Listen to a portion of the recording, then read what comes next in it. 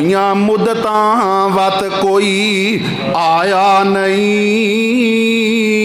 होइयां मुद्दतां वत कोई आया नहीं, फेरा फिर वतना वल किसे पाया नहीं। ओए कुछ पुछया ते हाल सुनाया नहीं, पढ़ो ला इलाहा इल्लल्लाह।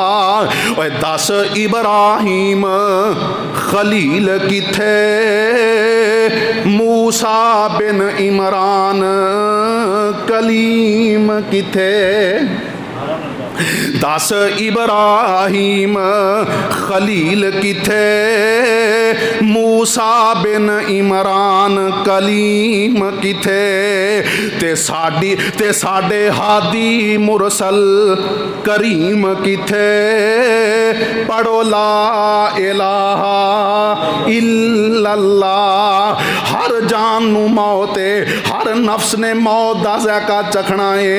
अगर कोई बाकी रहेगा ते अल्लाह दी ज़ात है।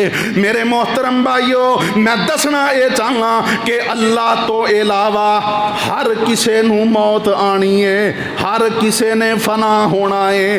भावें कोई नबी है, भावें कोई वली है, भावें कोई नेक है, भावें कोई बद है, भावें कोई मुसलम है ते भावें कोई काफर है, हर किसे नू मौत है।